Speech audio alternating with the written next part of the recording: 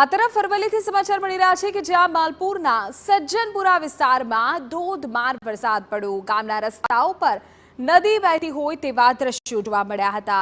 ભારે વરસાદને કારણે ખેતરોમાં પાણી ભરાઈ ગયા। ભારે વરસાદને કારણે પપૈયાના પાકને પણ નુકસાન પહોંચ્યું હતું।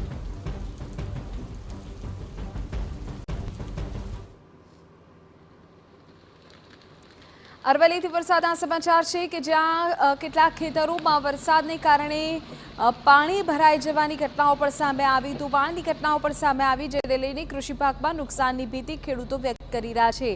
ખાસ તો વિસ્તારમાં પપૈયાનો પાક પુષ્કળ પ્રમાણમાં થાય છે, તો ત્યાં પણ નુકસાનીના અંદાજ અત્યારે લગાવાઈ રહ્યા છે।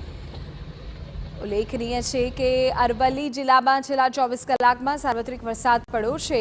મેઘરજમાં 4 ઇંચ, મોડાસામાં 3 ઇંચ વરસાદ વરસી ગયો, જ્યારે માલપુર, ભિલોડા અને બાયડમાં 2 ઇંચ વરસાદ થયો અને આ વરસાદને કારણે ખેડૂતોમાં ખુશીનો માહોલ છે।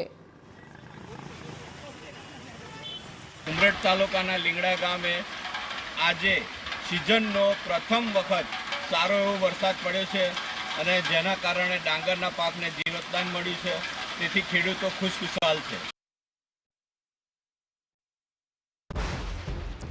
અરવલ્લીમાં મોડાસા, મેઘરજ, માલપુરમાં વરસ્યો ધોધમાર વરસાદ।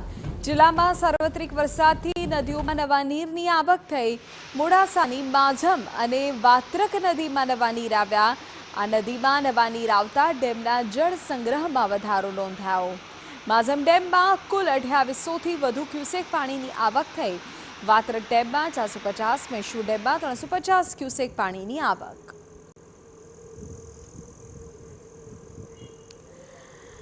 તો એક તરફ અરવલ્લીમાં ધોધમાર વરસાદ છે, જેના કારણે સ્થાનિક જે ડેમ છે તેમાં પણ નોંધપાત્ર પાણીની આવક અત્યારે થઈ રહી છે।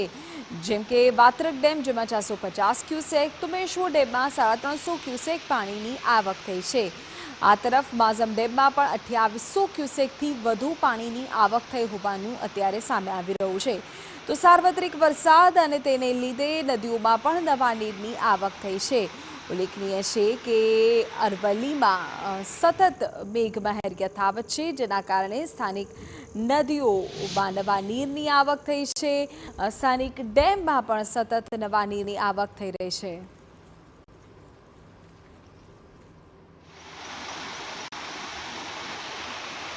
અવનીશ ગોસ્વામી પર સંવાદદાતા પૂરી જાણકારી સાથે જોડાઈ ગયા છે। અવનીશ, અરવલ્લીમાં વરસાદને લઈને શું વિગતો છે? સ્થાનિક નદીઓ, જળાશયોની શું સ્થિતિ છે?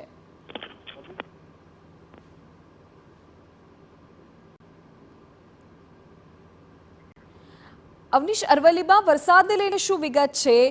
સ્થાનિક નદીઓ, જળાશયોની અત્યારે શું સ્થિતિ છે?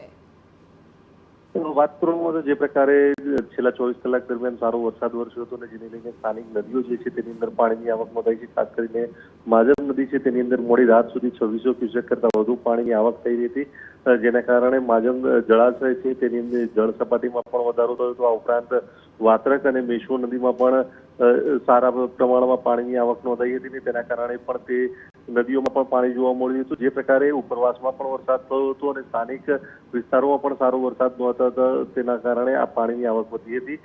ખાસ કરીને વાત કરવામાં આવે તો મેઘરજમાં 4 ઇંચ જેટલો વરસાદ ખાબક્યો હતો, જ્યારે મોડાસા અને માલપુરમાં 2.5 થી 3 ઇંચ જેટલો વરસાદ વરસ્યો હતો અને જેના કારણે વિસ્તારની અંદર ખેડૂતોને પણ એક પ્રકારે રાહત સર્જાઈ હતી। આભાર અવનીશ, તમામ જાણકારી બદલ। તો મારા સંવાદદાતા જે પ્રકાર જણાવી રહ્યા છે, સાર્વત્રિક વરસાદ છેલ્લા 24 કલાકમાં જોવા મળ્યો, પરિણામે ખેડૂતો પણ અત્યારે ખુશ છે।